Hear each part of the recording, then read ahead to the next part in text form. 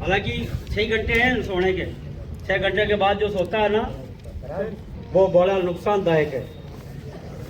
घाटे में ज्यादा से ज्यादा 6-7 घंटे सो लिए, उठे 2 घंटे आपके दूसरे 4 घंटे तो पीछे बचते ही हैं भाई पढ़ाई के, या नहीं बचते हैं? जिसने घर पर एक मारवाड़ी में राजस्थानी में कहावत है, नजर चुकी माल परायो। ध्यान चुका फिर वो बात समझ में नहीं आती। तवज्जो दो बेटा, किसी बात पर तवज्जो दो। कौन क्या आपको बता दे और किस वजह से आपकी लाइफ चेंज हो जाए। तो मैं बता रहा था कि हमें पढ़ना 4 घंटे घर पर जरूरी है। किताबों से दोस्ती बनाओ, किताबों को दोस्त बनाओ। किताबों को दोस्त नहीं बनाया तो आप जिंदगी में कुछ नहीं कर सकते इस एजुकेशन लाइफ में। बाकी तो तुम करोगे, क्या पता कौन कमठा करेगा, पता नहीं है। हमारे समाज इसीलिए पिछड़ा हुआ है, पीछे हैं कि हम पढ़ाई पर तवज्जो नहीं दे रहे हैं। क्या होगा, तुम आज 4 घंटे अगर तुम पढ़ाई में समय दे दोगे तो आने वाले वक्त में तुम्हें मजदूरी के लिए मेहनत करनी नहीं पड़ेगी, पैसे के पीछे भागना नहीं पड़ेगा, पैसा तुम्हारे पीछे भागेगा। अगर अच्छा पढ़ लिए तो लोग तुम्हारे पीछे भागेंगे। जैसे कोई वकील बन गया तो वकील के पीछे लोग दौड़ेंगे कि वकील साहब हमारा ये काम करो। अगर डॉक्टर बन गए तो पेशेंट तुम्हारे पीछे भागेंगे, डॉक्टर साहब मेरे ये बीमारी है। अगर टीचर बन गए तो बच्चे पीछे दौड़ेंगे कि सर मैं ये क्वेश्चन का अर्थ बताओ। बोलो क्या बनना चाहते हो? हाँ, ये नहीं कि हम बिना पढ़े दुकान चला लेंगे, पंचर निकाल लेंगे या कोई ठेला चला लेंगे, सब्जी बेच लेंगे। करते हैं ना आज बेचारे, करते तो ही। क्यों करते हैं? उनको पूछना कि आप कितने पढ़े, तो ये कहेंगे भैया हमारे माँ बाप ने हमें पढ़ाया नहीं। वो अपने पे खुद पे नहीं कहेंगे कि हम नहीं पढ़े। लेकिन ये बात आपको आज सोचनी है कि आपको मकसद अपने वालिदैन को बता करके और पढ़ाई करनी है। कम से कम 4 घंटे जो बच्चा पढ़ाई करेगा वो किसी भी लाइन में सुधर जाएगा। चाहे बिजनेस कर रहा है तो भी अच्छा बिजनेस करेगा, पढ़ा लिखा बिजनेस अच्छा करता है ना। अगर मान लो कामयाबी नहीं मिली और पढ़ा लिखा होने की वजह से आपने कोई बिजनेस किया तो उस बिजनेस में भी कामयाबी होगी। तो बच्चों ध्यान से पढ़ाई करो। और पढ़ाई के 3 पॉइंट बता देता हूं और मैं रुखसत लेता हूं यहां से, फिर किसी को मौका देता हूं।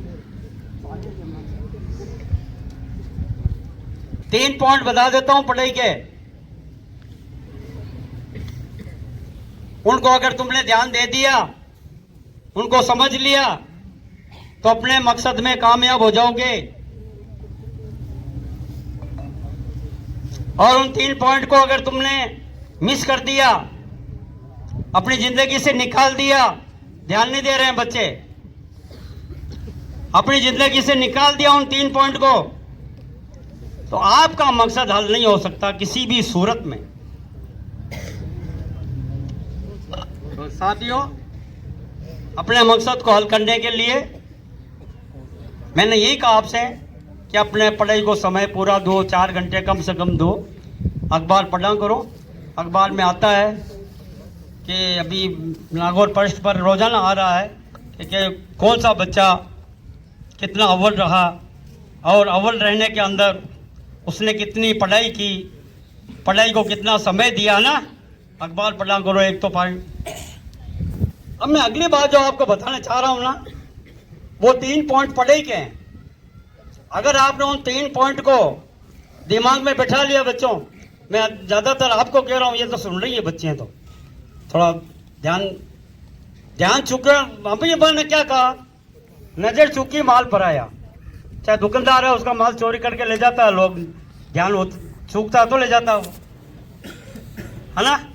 तो ध्यान इधर रखो। जो तो 3 पढ़ाई के मैं बता देता हूं आपको कि क्या है पढ़ाई के प्राप्त करने के लक्ष्य क्या है। पहला पॉइंट तो है कि अगर अध्यापक महोदय बोर्ड पर आपको कुछ समझा रहे हैं तो आपका ध्यान बोर्ड पर नहीं, चौक पर होना चाहिए। पेन या चौक है ना, बोर्ड तो बहुत बड़ा होता है। वह एक लक्ष्य उसने अर्जुन वाला बताया था, केवल उसको आंख नजर आ रही थी। पढ़ा कहीं कुछ नजर नहीं आ रहा था उसको।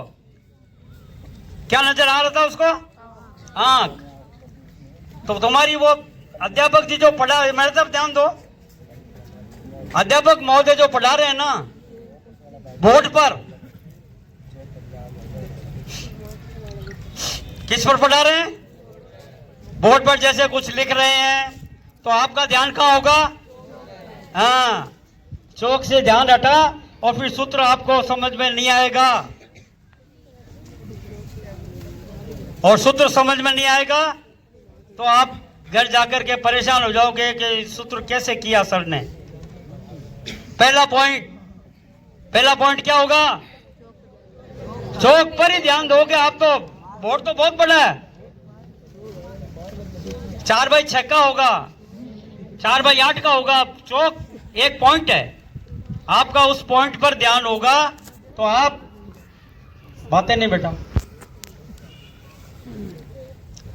आपका ध्यान चौक पर होगा तो आपको सूत्र है या अंग्रेजी का कोई मीनिंग है या हिंदी का कोई उच्चारण है, आप नहीं चूकोगे, वो दिमाग में बैठ जाएगा। नंबर 2 पॉइंट, अगर सर किताब पढ़ा रहे हैं आपको, सर आपको किताब पढ़ा रहे हैं, चाहे अंग्रेजी की हो, चाहे हिंदी की हो, चाहे सामाजिक की हो, तो आपका ध्यान उस लाइन पर होगा। बच्चे क्या करते हैं?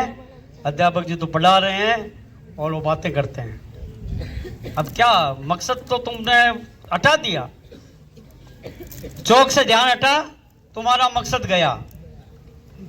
किताब पढ़ा रहे हैं, किताब की लाइन पर आपका उंगली चलनी चाहिए कि सर यहां पढ़ा रहे हैं, वो कामयाब होगा। तो 2 पॉइंट हो गए। तीसरा पॉइंट जो मैं बोल रहा हूं, ये तीसरा पॉइंट है, मैं जो बोल रहा हूं ना आपके सामने, वो तीसरा पॉइंट है ज्ञान प्राप्त करने का। मैं बोल रहा हूं, आपको कुछ बता रहा हूं, वैसे अध्यापक जी आपको कुछ उच्चारण मतलब अर्थ बता रहे हैं, हर चीज का अर्थ बताते हैं वो कि इस लाइन का अर्थ ये है, समझ लो वो तीसरा पॉइंट में हूं। अब मैं आपको कुछ बात बता रहा हूं, आपने इधर उधर देख लिया, बातें कर ली किसी से, तो मेरे बोलने का जो पॉइंट है वो आपको समझ में नहीं आएगा। इसको कहते हैं ध्यान केंद्रित। क्या कहते हैं? अगर केंद्रित नहीं है तुम्हारा ध्यान तो बेटे तुम्हारा स्कूल जाना, तुम्हारा पढ़ना सब बेकार है। अंतिम बात, इन 3 बातों के अलावा, कि उन जिम्मेदारियों को ध्यान में रखना जो आने वाली है। आने वाला वक्त आपका अच्छा हो, मैं अल्लाह ताला से दुआ करता हूँ। और कुछ बातें जो आप अखबार में पढ़ते हो, देखते हो, गुरुजन तुम्हें रात दिन बताते हैं और आलिम लोग आपको बताते हैं। आज आलिम लोग सबसे ज़्यादा माँ बाप की इज्जत करना, माँ बाप की का कहना मानना ये बताते हैं, लेकिन आज उतनी कदर हम नहीं करते हैं माँ बाप की। और इसका पछतावा, जो बच्चा माँ बाप की कदर अभी नहीं करता है ना, उसका पछतावा बाद में होगा। कब? उनके जाने के बाद। और इस दुनिया में जो आया है वो तो जाएगा, ये तो बरहक है। जो आज पैदा हुआ है वो अल्लाह ताला के फजलो करम से जितनी उम्र अल्लाह ताला ने दी है उतनी लेगा, और बाद में अंतिम समय में उसको जाना पड़ेगा। तो ऐसा ना हो कि माँ बाप हमें कुछ कहें हम लापरवाही से उनका कहना नहीं माने और बाद में हमें पछताना पड़े, ऐसा नहीं होना चाहिए। मैं हमारा तकाजा यही है कि हम इल्म हासिल करें, कि चाहे दीनी इल्म हो या दुनियावी इल्म। इल्म के बारे में आया है कि हर इंसान को इल्म सीखना जरूरी है, जबकि फर्ज ही करार। जिसके पास इल्म है वो जिंदा है, और जिसके पास इल्म नहीं है, तालीम नहीं है, वो दुनिया के अंदर एक जिंदा लाश की तरह है।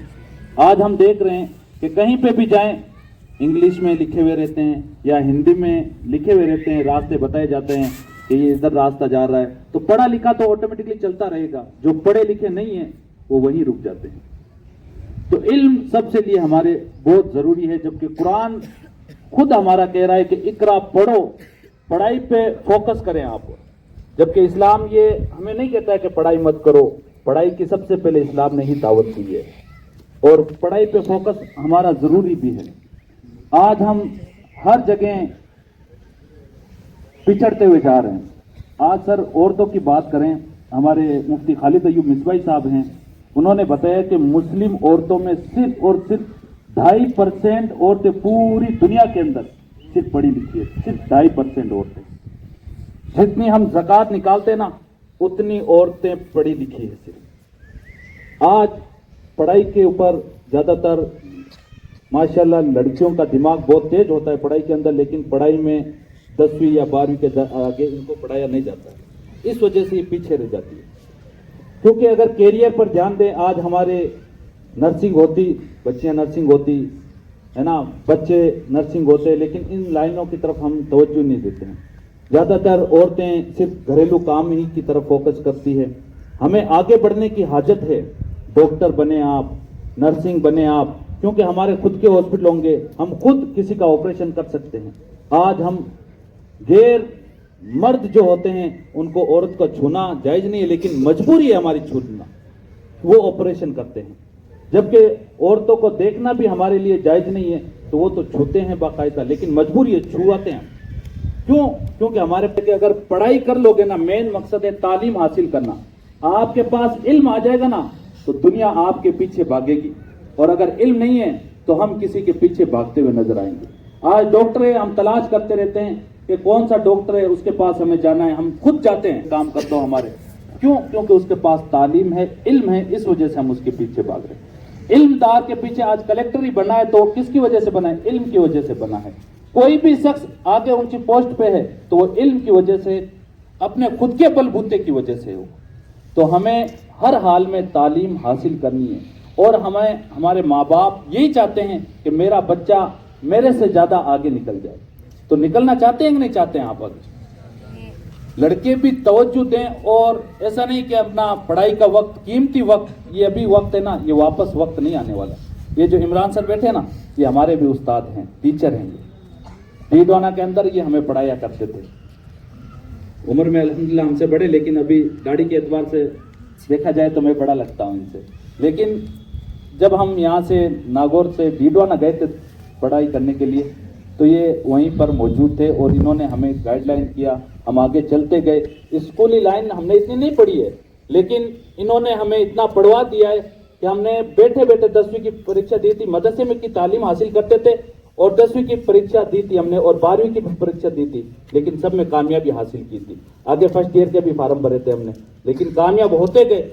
आज कहते हैं ना कि तालीम हासिल नहीं, मदरसे में बैठे बैठे भी हम तालीम हासिल कर सकते हैं। मैंने 4वीं क्लास तक स्कूल की तालीम हासिल की थी सर।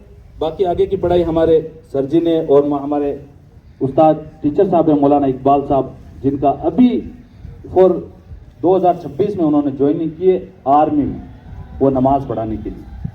किस चीज़ ने उनको आगे लेके गए? वो तालीम ने। उनके पास दीनी भी तालीम थी और दुनियावी भी तालीम थी, तब वो आगे पहुंच गए, और आज दिल्ली में उनकी पोस्टिंग है सभी। बहुत खुशी की बात है हमारे गांव सारणवास के लिए खास तौर पर, और सारणवास में भी अल्हम्दुलिल्लाह नौजवान तैयारियां कर रहे हैं तो आगे बढ़ रहे हैं। आप भी तैयारियां करें और आगे बढ़ें, नौकरी लगेगी आपकी। नौकरी के पीछे नहीं, आप सिर्फ इल्म के पीछे भागेंगे तो नौकरी आपके पीछे भागेगी। नौकरी आपके खुद पीछे भागेगी कि फलां शख्स के पास इल्म है, उसके पास चल के जाएं। आप भी इल्म हासिल करें और आगे बढ़ने की कोशिश करें, पीछे हटने की कोशिश ना करें। आप अपने माँ बाप को भी कहें मेरा मकसद ये है कि मैं ये चीज हासिल करके रहूंगी, तो आप उस मकसद में कामयाब जरूर होंगे एक ना एक दिन। अल्लाह तबारक व तआला की बारगाह में बदलाव के दौर से गुजर रही है और एक सुनो बेटा सुनो, नई दुनिया बन रही है, नए एरा में प्रवेश कर रही है। तो इस नई चीजों को जो कोई समझ पाएगा उन्हें का ही अस्तित्व बना रहेगा, और इन जो नई चीजों को ना समझ पाए तो उसके लिए दुनिया थोड़ी दुश्वारी है, उस दुनिया में रहना दुश्वार हो जाएगा। देखो दुनिया में हर चीज एक सिस्टम से चलती है। आप कोई भी चीज को उठा लो, अगर उस सिस्टम की समझ आपको होगी तो आप इस दुनिया में आसानी रह सकते हो, लेकिन सिस्टम की समझ नहीं होगी तो फिर आपको मुश्किल है।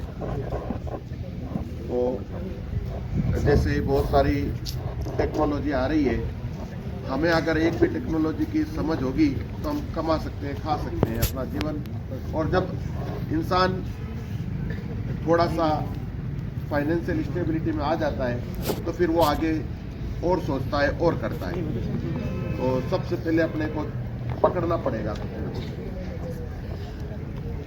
अब टीचर्स की बात है तो मान लीजिए सभी गवर्नमेंट टीचर्स बनना चाहते हैं, लेकिन क्या सब बन सकते हैं? सब नहीं बन सकते।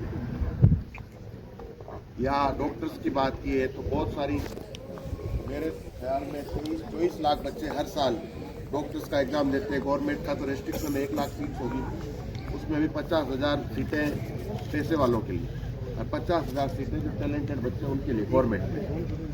तो बाकी बच्चों का क्या होगा? वो दूसरी बार तीसरी बार कोशिश करेंगे तो सारों का हो जाए ये संभव नहीं है। उधर कुछ नए लगते रहेंगे तो कुछ नए आते भी रहेंगे।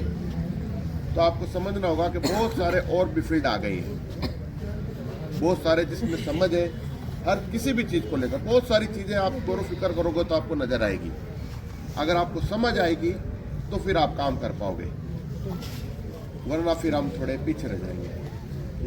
इसी सबसे साथ दुनिया में आगे बढ़कर डॉक्टर बनना है। मैं बच्चों की डॉक्टर बनना चाहती हूँ और बच्चों का इलाज करना चाहती हूँ, क्योंकि जो गरीब बच्चे होते हैं, जो गरीब जो लोग होते हैं, उनके बच्चों का कोई ना ध्यान नहीं रखता। वो छोटे होते हैं और भूखे रहते हैं और उनका कोई इलाज नहीं कर पाता, उन्हें कोई ना स्वास्थ्य का उनका कोई ध्यान नहीं रखता और वो बच्चे मर जाते हैं। हमारे इंडिया में भी शिशु मृत्यु दर बहुत कम है और होती जा रही है क्योंकि अब बच्चों को ध्यान नहीं रखता है कोई। बनना चाहती है जो उनके गार्जियन को हो रही है बच्चों के, ये उन बच्चों की तकलीफ को पहचान रही है, उन गार्जियन की तकलीफ को पहचाना है इसने, तब अपने यहाँ आकर के 2 अल्फाज कहे कि मैं बच्चों की डॉक्टर बनना चाहती हूँ। आप दुआ करें, अल्लाह इसकी तमन्ना पूरी करे। वालेकुम रहमतुल्लाहि व बरकातहू। मेरा नाम अर्शिया है। हमारे समाज में देखा जाए तो हमारे समाज की लड़कियां बहुत ही पीछे है पढ़ाई के मामले में। उन्हें घरेलू और कामों में ज़्यादा देखा जाता है। मैं एक आगे चलकर टीचिंग लाइन में जाना चाहती हूँ और हमारे समाज को एक अच्छा मकाम देना चाहती हूँ, जिससे हमारी समाज की कई लड़कियां जागरूक बने और अपने लिए कुछ ऐसा कर सके जो जिससे उनके माँ बाप को प्राउड फील हो। आज हमारे माशरे में देखा जाता है कि लड़कों को ज्यादा तालीम दी जाती है और लड़कियों को बहुत कम तालीम दी जाती है। इस वजह से कि लड़कियां बहुत पीछे और उनका कई तरह से शोषण किया जाता है। हमारा ही बस यही है लड़कियों का कहना, उन्हें आगे पढ़ना चाहिए, लिखना चाहिए और उन्हें अपना एक अच्छा मकाम पर अता करना चाहिए, ताकि उनके माँ बाप को उन पर अपना प्राउड फील हो कि हमारी बच्ची ने इतना अच्छा कर दिखाया। हमें इसको लड़कों के मुकाबले लड़कियों को देखना चाहिए और लड़कियों का ज्यादा ना एजुकेटेड बनना चाहिए, ताकि हमारे माशरे में कोई किसी का ना कह ना सके कि इनके हिंदू तो इतने पढ़ते हैं, मुसलमान की बच्चियां बहुत कम पढ़ती है, इनके तो ऐसा होता है वैसा होता है। हमारे समाज में लड़कियों का बहुत शोषण होता है। क्योंकि उनके पास में एजुकेशन नहीं है, वो एजुकेटेड नहीं है, इसलिए कि उनकी वजह से उनका बहुत ज़्यादा शोषण होता है। इसलिए हमें है ना आगे पढ़ना चाहिए, लिखना चाहिए और अपने अच्छा मकाम करीम। अम्मा बाद औज़ु बिल्लाहि मिनश शैतानिर रजीम। बिस्मिल्लाहिर रहमानिर रहीम। अस्सलामु अलैकुम व रहमतुल्लाहि व बरकातुहू। सल्लु अलल हबीब सल्लल्लाहु तआला अला मुहम्मद सल्लल्लाहु अलैहि वसल्लम। आप काफ़ी देर से बोर हो रहे हैं, शायद पूरा ज्ञान आपको दिया जा रहा है। और मेरी जो बात है वो 3-4 डिपार्टमेंट में अलग अलग तरीके से बात होनी है। आवाज़ प्रॉपर आ रही है ना आप सबको? तो मेरी जो बात है वो 4 डिपार्टमेंट के अंदर है। मैं ये मानता हूँ, जफर साहब माफ़ करना मेरी बात को अगर गलत लगे तो, मैं ये मानता हूँ कि जब कोई बच्चा कामयाब होता है तो उसके 4 इम्पोर्टेंट पार्ट होते हैं जिनको हम 4 भाग कह सकते हैं या 4 पिलर भी कह सकते हैं, जिन 4 पिलर पर उस बच्चे की सक्सेस टिकी होती है। 4 पिलर कौन कौन से हैं?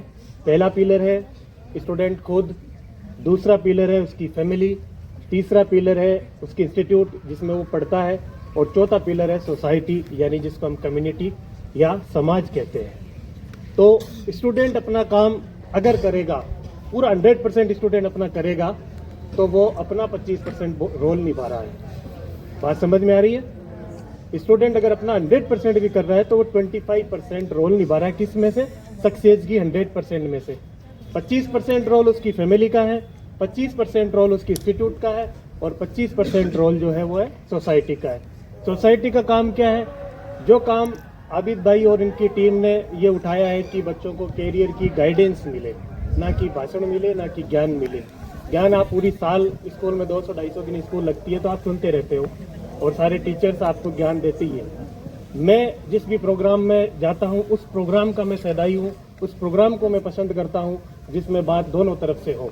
अगर एक ही तरफ से ज्ञान दिया जा रहा है इसका मतलब वो ज्ञान ही दिया जा रहा है, इम्प्लीमेंटेशन कुछ नहीं है। चाइल्ड साइकोलॉजी ये कहती है कि बच्चा सबसे ज़्यादा किस शरीर के किस अंग का काम लेता है, किस बॉडी पार्ट को यूज करता है। वो ये जो बॉडी पार्ट का हम यूज करवाना चाहते हैं, कान, ये नहीं करता है जाफर साहब। चाइल्ड साइकोलॉजी ये कहती है, ये बड़े बड़े विद्वानों ने रिसर्च करके ये बात साबित की है कि चाइल्ड साइकोलॉजी में वो चीज़ सबसे ज़्यादा अंग जो काम लेता है वो है उसकी आंखें।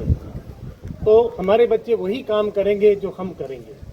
आपको 1% भी सोचने की जरूरत नहीं है कि हमारे बच्चों को हम सिर्फ सुनाए और वो सारा काम करें। स्टूडेंट अगर अपना 100% रोल भी दे रहा है तो वो सक्सेस में से कितना % जा रहा है? 25।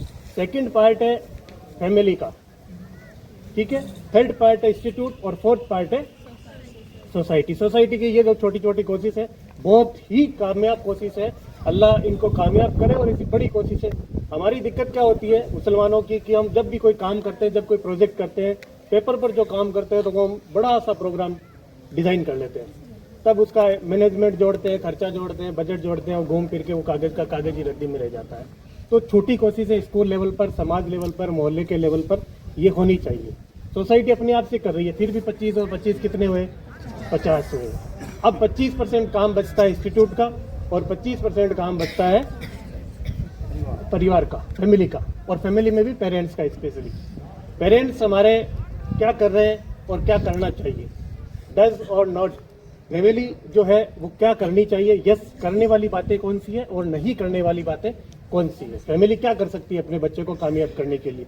हम जिस किसी भी गुदड़ी के लाल को देखते हैं कि फला बच्चा कामयाब हो गया, और कामयाबी का हमारे यहाँ जो माया जाल बनाया गया वो ये है कि कोई बच्चा डॉक्टर बन गया, कोई IPS बन गया, कोई IAS बन गया, दैट इज ये कामयाब है। इसके अलावा इस दुनिया में कोई कामयाब नहीं है। ये भी बहुत ही मिथ और बहुत ही गलत प्रोपोगेंडा चलाया गया है। इन्हीं ब्रांड्स के द्वारा ये प्रोपोगेंडा चलते हैं और फिर ये कामयाब भी हो जाते हैं सोसाइटी के अंदर। तो मैं ये कह रहा हूँ कि फैमिली को नहीं करने वाले काम क्या है। फैमिली अपने बच्चों को फुल, पेरेंट्स जो है वो अपने बच्चों को फुल टाइम दे, या पेरेंट्स भी बैठे ही हैं कुछ, तो पेरेंट्स अपने बच्चों को फुल टाइम दे। जो टाइम चाय की दुकान पर और दोस्तों की हथाइयों में और ऐसे लोगों की बातों करने में गुजार देते हैं जिन लोगों से हमें कोई लेना देना नहीं है। हम उन लोगों को खुश करना चाहते हैं जो लोग हमें तस्लीम करने को भी तैयार नहीं है। हमारे पड़ोसियों को हम ये दिखाना चाहते हैं कि हम कामयाब हैं, हमें देखो, हमें फॉलो करो। क्यों करेंगे? वो हमें तस्लीम ही करने को तैयार नहीं है। उन्हें हमें कोई, हम जब पैदा हुए हमारे माँ बाप के अलावा किसी को कोई लेना देना नहीं है। हम जी रहे हैं, किसी को कोई लेना देना नहीं है। कल को हमें मरना है, किसी को कोई फर्क नहीं पड़ेगा। ना हमारी बर्थ की डेट किसी को याद है। आजकल तो हमें जबरदस्ती व्हाट्सएप पर स्टेटस लगा लगा के हम बताते हैं कि टुडे इज माई बर्थडे, और फिर उसकी कॉन्ग्रेचुलेशन आती है, फिर हम उसके स्क्रीनशॉट ले लेके और भेजते हैं कि चलो अब देख लो हमें इतने लोगों ने विश किया। अरे वो लोग तुम्हें मानने को ही तैयार नहीं है जिन लोगों को तुम खुश करना चाहते हो। तो पेरेंट्स हमेशा पहला जो काम है वो ये कि अपने बच्चों को वक्त दे। शाम का खाना मुस्लिम सोसाइटी में जाबिर साहब ये हालात है कि शाम का खाना कितने लोगों का, कितने पेरेंट्स ऐसे हैं जो अपने बच्चों के साथ शाम का खाना खाते हैं? है क्या अपने यहाँ से? ये देख लो 10% लोग हैं। तो हालात ये है कि पेरेंट्स को पहला काम वो है कि अपने बच्चों के साथ खाना खाए। इसका मतलब ये है कि उनको वक्त दे और उनके साथ अच्छी बातें करें, फ्यूचर प्लानिंग करें। ऐसी बातें नहीं करें जो बच्चों के सामने नहीं करनी चाहिए। बुआ की, फूफी की, खाला की, चाचा की, ताऊ की, ये जो बातें, जितनी भी नेगेटिव बातें हमारे समाज में है, वो बातें बिल्कुल भी नहीं करनी चाहिए। बातें करते वक्त पेरेंट्स को फिल्टर लगाना चाहिए कि कौन सी बातें बच्चों के सामने करनी है, कौन सी बातें बच्चों के सामने नहीं करनी है। दूसरी बात, बच्चे, पेरेंट्स जब खुश होते हैं तो बच्चों को क्या देते हैं? गिफ्ट देते हैं। और गिफ्ट क्या होता है? पहला गिफ्ट होता है मोबाइल। बस। तो मोबाइल जो दिया गया है वो लेजर आइटम है। एक आइटम होता है लेजर, एक होता है फैसिलिटी। फैसिलिटी और लग्जरियस में भी इसको बांट सकते हैं और फैसिलिटी और लेजर में भी बांट सकते हैं। लेजर ऐसे गैजेट्स को कहते हैं जिस गैजेट्स को हम कहीं पर भी फुर्सत के टाइम में भी यूज कर सकते हैं। और फैसिलिटी है जो हमारे काम की है। 20,000 रुपए का मोबाइल देने से बेहतर है कि 20,000 रुपए का उसको कंप्यूटर दिया जाए, 2,000 रुपए की किताबें उसके घर पे लाके दी जाए, 3,000 रुपए की टेबल चेयर उसको लाके दी जाए। ये बच्चे के पेरेंट्स के लिए करने वाले काम है, ना कि उसको मोबाइल दिया जाए। और 12th क्लास तक किसी भी बच्चे के पास कैश नहीं होना चाहिए। कैश, पैसे जो भी बच्चे को चाहिए वो बच्चा अपने पेरेंट्स को बताए और पेरेंट्स उसको ला कर दे। ये पेरेंट्स का काम है, ना कि उसको कैश बच्चे को दे दे, वो जो चाहे वो चाहे खरीदे, जो चाहे ना खरीदे। ये चीज़ें हमें ध्यान रखनी है। और चौथा काम है इंस्टीट्यूट का। इंस्टीट्यूट सिर्फ किताब हमें पढ़ा रहा है। कोई यहाँ टीचर बैठा है तो बुरा ना माने, इंस्टीट्यूट हमें सिर्फ और सिर्फ क्या पढ़ा रहा है? सिलेबस की किताबें पढ़ा रहा है। अभी ये आबिद बैठा था जो मौलाना है, वो आलिम है तो मेरा एहतराम के लायक है, लेकिन मेरा स्टूडेंट है। ये लड़का हमारे मदरसे जो बच्चे पढ़ते हैं, मेरे पास जो पढ़ते हैं, वो सारे के सारे बच्चे 12th पास करके गए हैं यहाँ से। मेरे एक मदरसे से निकला हुआ आलिम अभी PhD कर रहा है। मेरे मदरसे से निकला हुआ एक लड़का अभी, ये जो अभी बात कर रहे थे सारणवाज के मौलाना इकबाल साहब, वो पहले आलिम थे, मदरसे में पढ़े थे और आज वो फौज के अंदर RT क्या बोलते हैं, रिलीजियस टीचर, धार्मिक गुरु जिसको बोलते हैं, और डायरेक्टली सूबेदार डबल स्टार की उनकी नौकरी लगी है। तो हमारी जो इंस्टीट्यूट क्या कर रही है कि बच्चे को सिर्फ वो चीज़ें पढ़ाई जा रही है जो किताब के अंदर है। या 11th 12th के कितने बच्चे हैं? 12th वाले बच्चे। CUT का फॉर्म किस किस ने भरा है? CUT का नाम कौन कौन जानता है? CUT का नाम CUET, central university entrance test, इसका पूरा नाम है। नाम किसी ने सुना है? ये हमारे इंस्टीट्यूट की माइनस पॉइंट। अभी बच्चे को ज्ञान दिया जा रहा है ना। अब देखो, अब इंस्टीट्यूट, माफी चाहता हूँ, लेकिन CUT की लास्ट डेट है शायद 2-3 दिन बाद ही, 30 जनवरी या 31 जनवरी उसकी लास्ट डेट। CUT 12th वाले बच्चों को फॉर्म भरना होता है, उसके बाद उनका एंट्रेंस टेस्ट लगता है, उसके आधार पर सेंट्रल यूनिवर्सिटी में एडमिशन होता है। और आप सरकारी शिक्षक रहे हैं जाफर साहब, सेंट्रल यूनिवर्सिटी के अंदर 500 रुपये तो कोर्स की फीस है और हॉस्टल की फीस है मात्र पर डे 10 रुपये DU JNU के अंदर। और जिस हम राग को अलापते रहते हैं IAS IPS प्रोफेसर फलाने ढिमकाने, ये सब के सब जब किसी की भी लिस्ट आती है तो 80 से 85%, 90%, 70% लोग कहाँ के पढ़े हुए होते हैं? DU JNU, Aligarh Muslim university, Hyderabad university. In university से पढ़ के बच्चे निकलते हैं और वो UPSC क्रैक करते हैं, जिस IAS का बहुत बड़ा शोभा बना हुआ है। अब हमारी ये हालात है कि 10-15 बच्चे यहाँ बैठे हैं 12th क्लास के और उनको अभी तक CUET का पता ही नहीं है कि क्या है, और उसकी लास्ट डेट आ गई है। ये इंस्टीट्यूट का फेल्योर है। बातें कड़वी है क्योंकि मैं डॉक्टर हूँ, इसलिए मीठी गोली मैं नहीं दे सकता, मैं सिर्फ खारी गोली देता हूँ, लेकिन उससे इलाज होना भी बहुत ज़रूरी है। आया मजा बच्चों? सिखाने की जरूरत पड़ रही है, ये मैं समझता हूँ कि बहुत बड़ी दुर्भाग्य की बातें हैं। डिसिप्लिन ये होता है, डिसिप्लिन क्या होता है, फ्रीडम और डिसिप्लिन, ये सारी बातें सिर्फ गर्ल्स के लिए और बॉयज़ के लिए